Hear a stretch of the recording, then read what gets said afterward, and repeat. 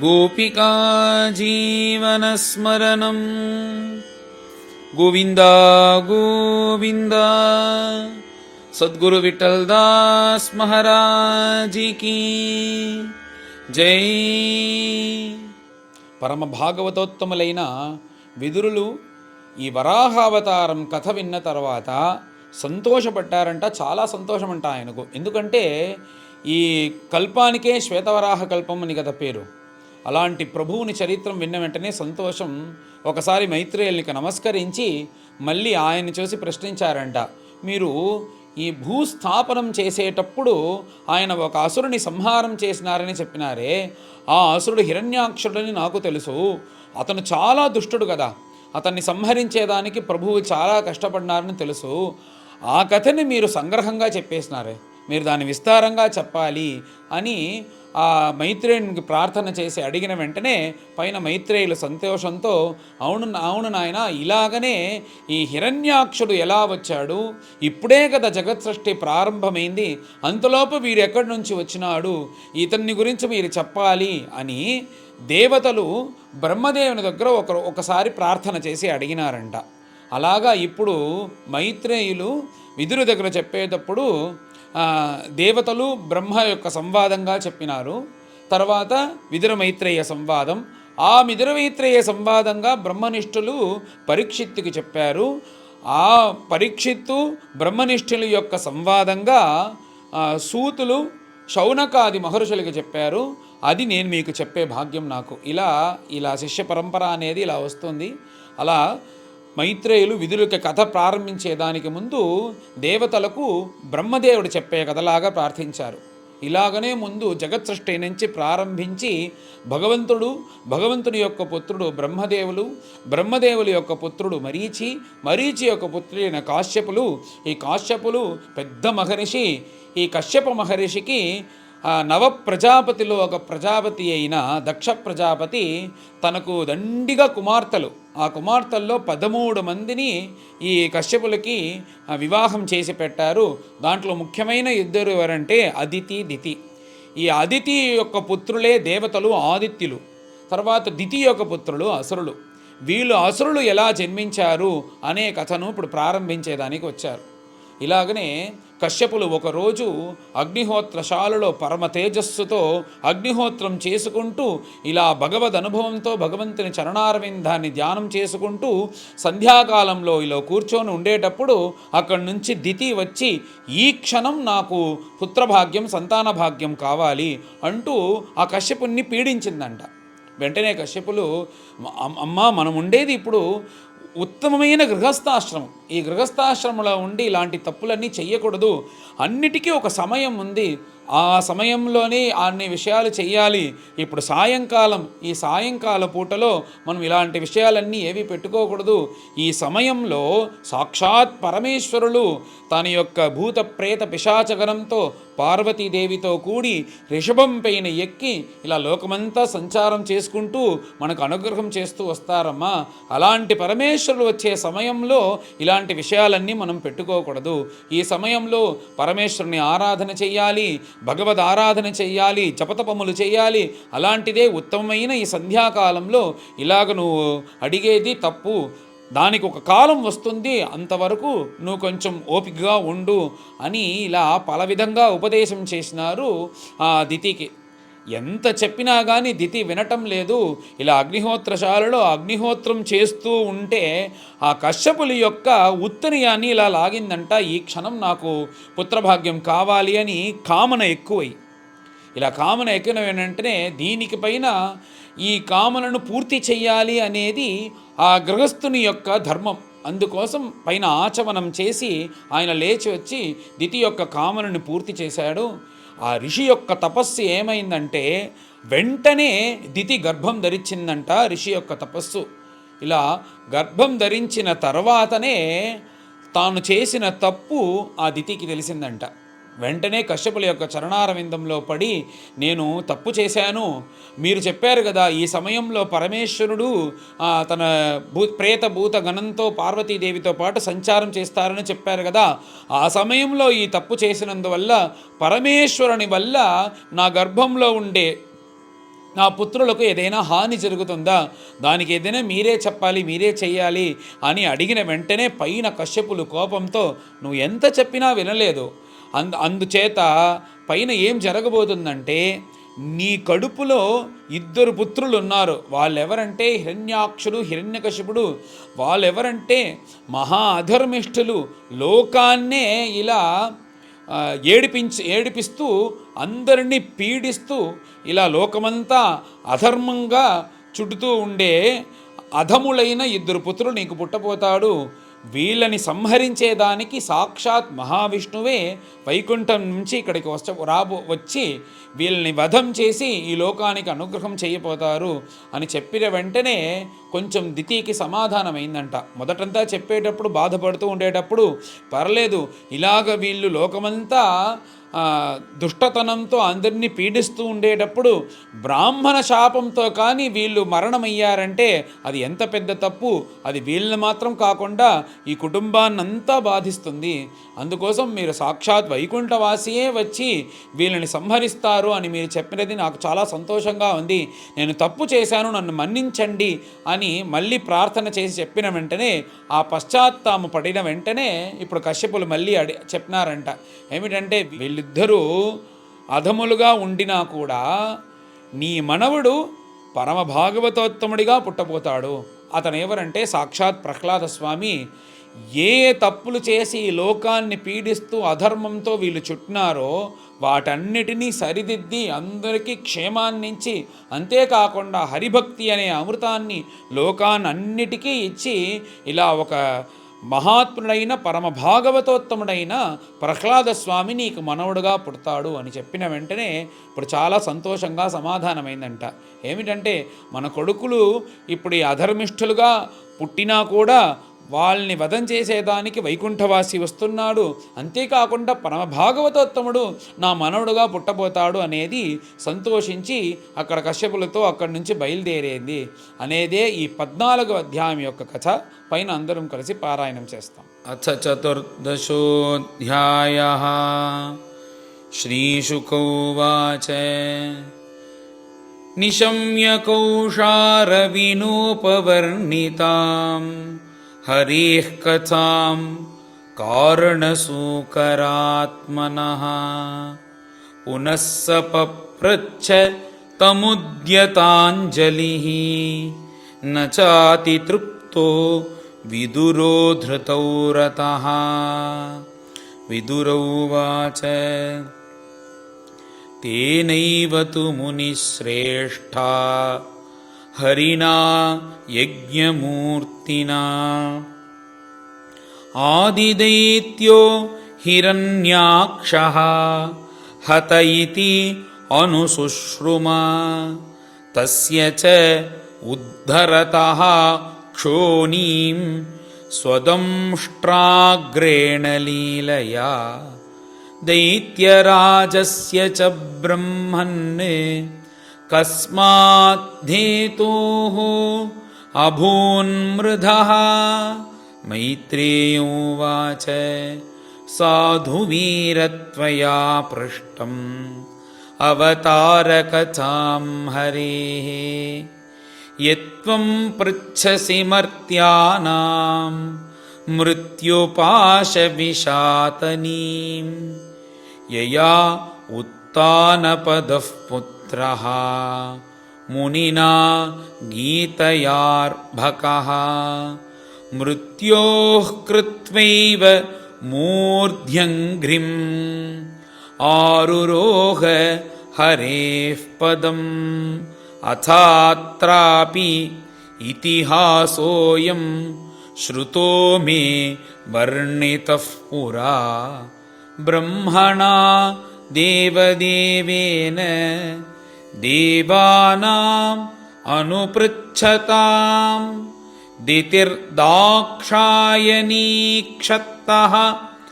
మారీచం కశ్యపం పతిం అపత్యకామాచకమే సంధ్యాయాం హృచ్ఛయార్దితా ఇష్ట్వా అగ్నిజిహ్వం పయసా పురుషం యజుషాం పతిం निम्लोचति अर्क आसीनम् अग्न्यगारे समाहितम्। दितिरुवाच एष मां त्वत्कृते विद्वन् काम आत्तशरासनः दुनोति दीनां विक्रम्य रम्भामिव मतङ्गजः।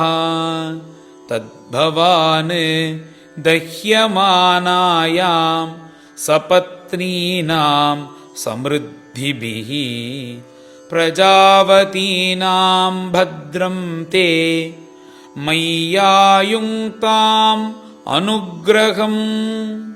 भर्तरि आप्तः उरुमानानां लोकान् आविशते यशः पतिर्भवद्विधो यासां प्रजया ननु जायते।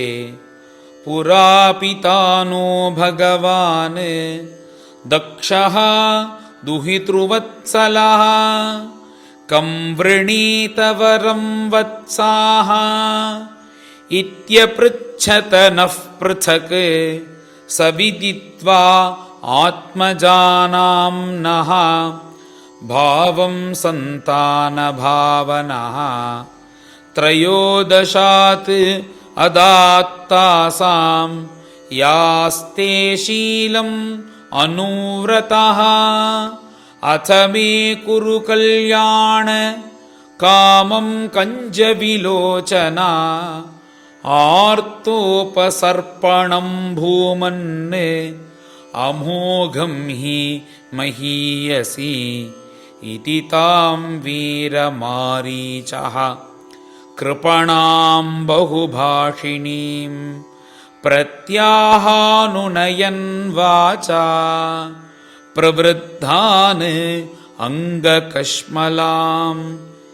एष ते अहं विधास्यामि प्रियं भीरु यदिच्छसि तस्यां कामं न कः कुर्यात् सिद्धिः त्रैवर्गिकीयतः।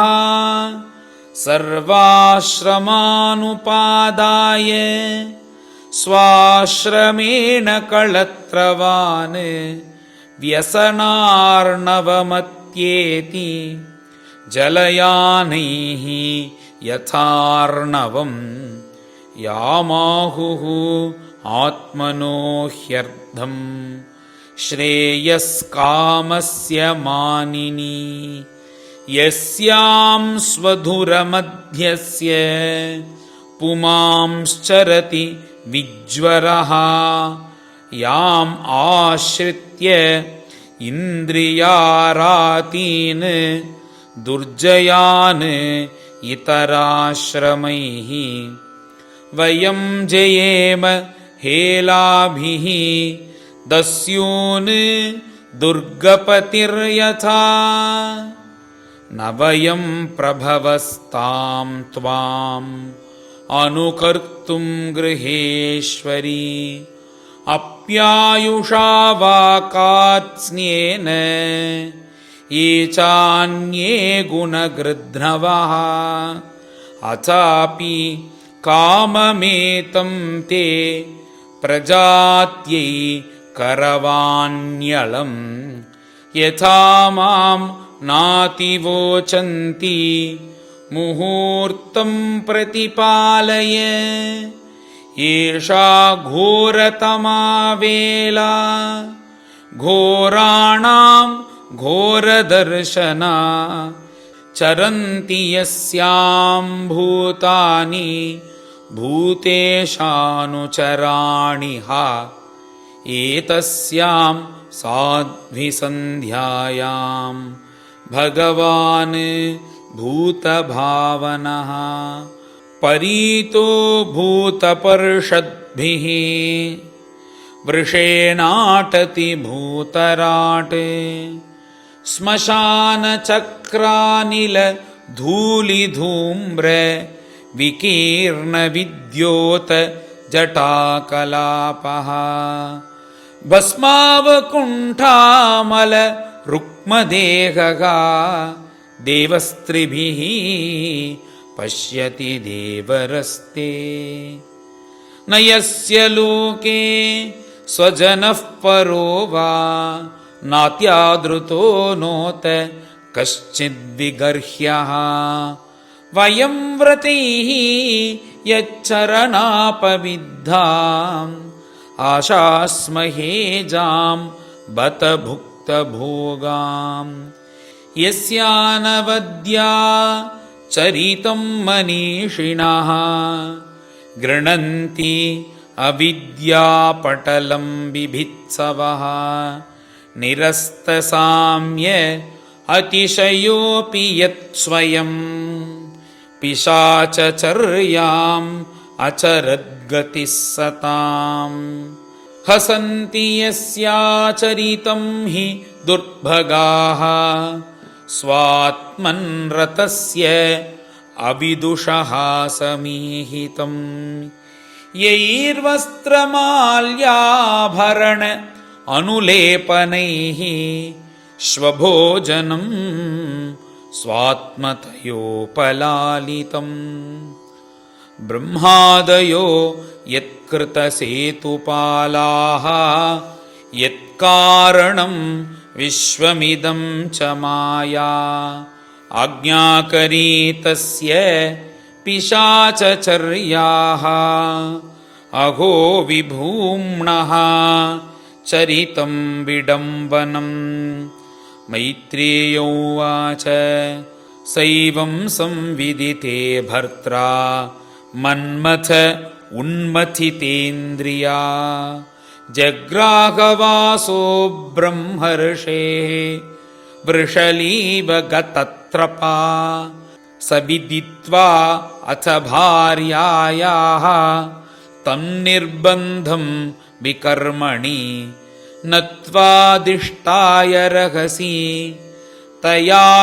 ತಯಾಥೋಪವಿವೇಶಃ ಅಥೋಪಸ್ಪೃಶ್ಯ ಸಲಿಲಂ ಪ್ರಾಣಾನ್ ಆಯಮ್ಯವಾಗ್ಯತಃ ಧ್ಯಾಯಂ ಜಜಾಪವಿರಜಂ ಬ್ರಹ್ಮಜ್ಯೋತಿಃ ಸನಾತನಂ ದಿತಿಸ್ತು ವ್ರೀಡಿತಾ ತೇನ ಕರ್ಮಾವದ್ಯೇನ ಭಾರತ ಉಪಸಂಗಮ್ಯ ವಿಪ್ರರ್ಷಿಂ ಅಧೋಮುಖಿ ಅಭ್ಯಭಾಷತ ದಿತಿರುವಾಚ ಮಾಮೇ ಗರ್ಭಮಿಮಂ ಬ್ರಹ್ಮನ್ ಭೂತಾನಾಂ ಋಷಭೋವಧೀತ್ ರುದ್ರಃ ಪತಿರ್ಹಿ ಭೂತಾನಾಂ ಯಸ್ಯಾಕರವಮಂಹಸಂ ನಮೋ ರುದ್ರಾಯ ಮಹತೆ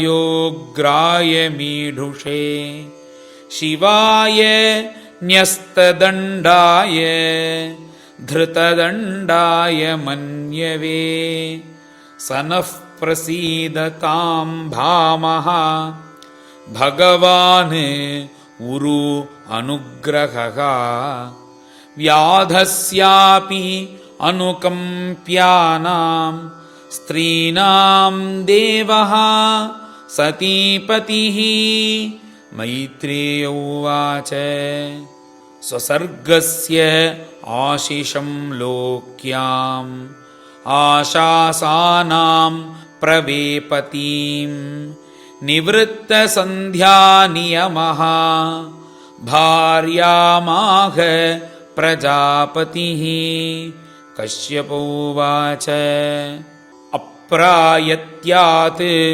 ಆತ್ಮನಸ್ತೆ ದೌಷಾತ್ ಮೌಹೂರ್ತಿಕಾದುತ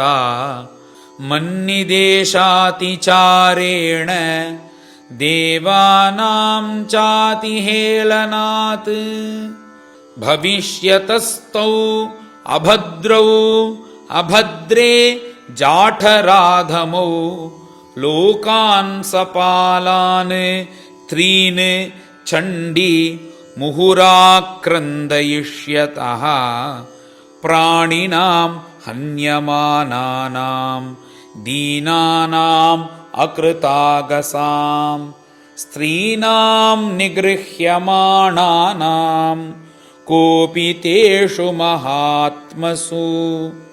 तदा विश्वेश्वरः क्रुद्धः भगवान् लोकभावनः हनिष्यति अवतीर्यासो यथाद्रीन् शतपर्वधृत्। दितिरुवाच वधं भगवता साक्षात् सुनाभोदारबाहुना आशासे पुत्रयोर्मह्यं मा क्रुद्धात् ब्राह्मणाद्विभो न ब्रह्मदण्ड दग्धस्य न भूतभयदस्य च नारकाश्चानुगृह्णन्ति यां यां योनिम् असौ गतः। कश्यपोवाच क्रुद्धशोकानुतापेन सद्यः प्रत्यवमर्शनात् भगवती उरुमानाच्च भवेमय्यपि चादरात्।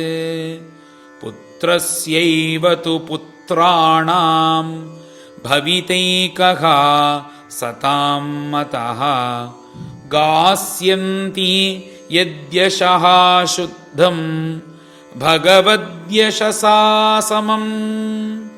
योगैर्हेमेव दुर्वर्णं भावयिष्यन्ति साधवः निर्वैरादिभिः आत्मानं यच्छीलम् अनुवर्तितुं यत्प्रसादात् इदं विश्वं प्रसीदति यदात्मकम्। सस्वदृक् भगवान् यस्य तोष्यते अनन्ययादृशा स वै महाभागवतो महात्मा महानुभावो महतां महिष्ठः। प्रवृद्धभक्त्या ह्यनुभाविताशये निवेश्य वैकुण्ठमिमं विहास्यति। अलम्पटः शीलधरो गुणाकरः हृष्टः परर्ध्या व्यथितो दुःखितेषु अभूतशत्रुः जगतः शोकहर्ता नौदाघिकं तापमिवोडुराजः। अन्तर्बहिश्च अमलमब्जनेत्रं स्वपूरुषेच्छानुगृहीतरूपं पौत्रस्तव श्रीललनाललामं द्रष्टा स्फुरत् कुण्डलमण्डिताननम्। मैत्रेयो उवाच श्रुत्वा भागवतं पौत्रम् अमोदतदितिर्भृशम् पुत्रयोश्च वधं कृष्णात् विदित्वासीत् महामनाः। श्रीहरये नमः। इति श्रीमद्भागवते महापुराणे पारमहंस्यां संहितायां तृतीयस्कन्धे चतुर्दशोऽध्यायः। गोपिका जीवनस्मरणं गोविन्द गोविन्द। सद्गुरु विठ्ठलदास महाराज की जय।